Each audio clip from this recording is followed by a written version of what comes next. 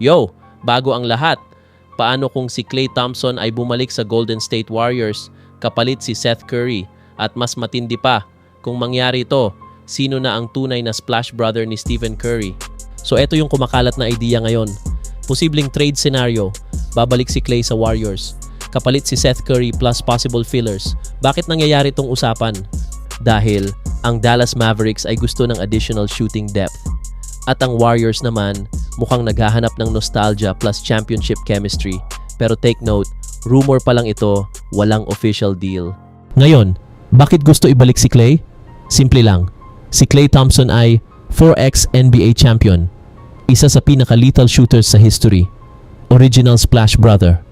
Ang tandem nila ni Steph Curry, nag-revolutionize ng NBA shooting era.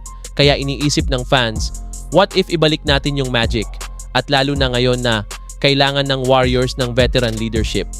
At proven playoff performer, si Klay equals tested na sa pressure. Ngayon, bakit naman si Seth ang kapalit? Si Seth Curry ay elite shooter din, mas mura ang contract, mas flexible gamitin sa system. Pero, hindi siya defender tulad ni Klay. Wala siyang same playoff resume. So ang tanong, worth it ba ipalit ang chemistry plus legacy para sa efficiency plus flexibility? Sino ang tunay na splash brother? Ito na yung pinaka-main debate. Option 1, Klay Thompson. OG splash brother. Proven clutch player. May history with Steph. Defensive presence. Ito ang classic answer. Option 2, Seth Curry. Mas efficient shooter. Mas consistent sa role.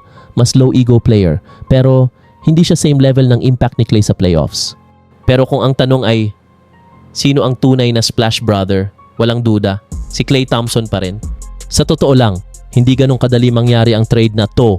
Salary matching issues, team direction differences, age plus timeline concerns, at ang Mavericks gusto pa ring manalo now. So ikaw, kung ikaw ang GM ng Warriors, ibabalik mo ba si Klay or stick ka kay Seth Curry? Comment mo sa baba. At kung gusto mo pa ng NBA content tulad nito, like, subscribe at hit mo na ang notification bell. Peace out!